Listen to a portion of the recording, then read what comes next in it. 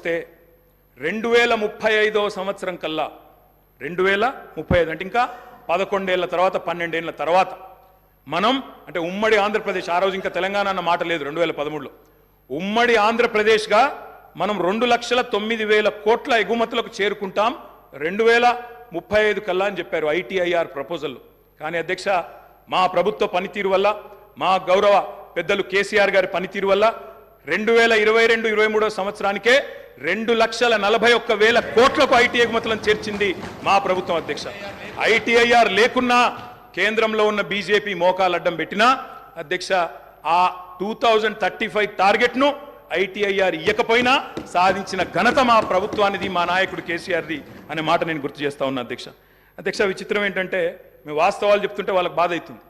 అభ్యుదయం అంటే అర్థం తెలియని వాళ్ళు ఇవాళ అవాస్తవాలు చెప్తుంటే మేము చూస్తా కూర్చోవాలన్నా సార్ నిజాలు చెప్పాల్సిన బాధ్యత మా మీద ఉన్నది. అధ్యక్ష వారు చెప్పారు నిన్న మేము 2 గ్యారంటీలు అందులో చెప్పినారు ఏది గవర్నర్ గారి ప్రసంగంలో 2 గ్యారంటీలు ఆల్రెడీ అమలు చేసినామన్నారు అధ్యక్ష. ఇది అధ్యక్ష వాళ్ళు ఇచ్చిన 6 గ్యారంటీలు ఇవి. ఇక్కడ కూర్చున్న ముఖ్యమంత్రి గారు సంతకం పెట్టినరు, ఉప ముఖ్యమంత్రి గారు కూడా సంతకం పెట్టినరు. 6లో 2 అమలైపోయినాయి అన్నారు అధ్యక్ష. ఏంది అధ్యక్ష మహాలక్ష్మిలో ఏం చెప్పినరు? ప్రతి నెల మహిళలకు 2,500 రూపాయలు, 500 రూపాయలకే సిలిండరు, ఉచిత బస్సు ప్రయాణం. అదేవిధంగా చేయూత అని ఇంకోటి ఉంది అధ్యక్ష, 4,000 రూపాయల నెలవారీ పెన్షన్, అదేవిధంగా 10 లక్షల రాజీవ్ ఆరోగ్యశ్రీ. బయటనేమో పోస్టర్లు వేసుకున్నారు 2 రోజుల్లోనే 2 గ్యారంటీలు చేసినాం అధ్యక్ష. ఏం చేసింది అధ్యక్ష? మహాలక్ష్మిలో ఉచిత బస్సు ప్రయాణం అనేది అంటే 3వ వంతు, ఆ 3వ వంతు కూడా మొత్తం చేయలే. సూపర్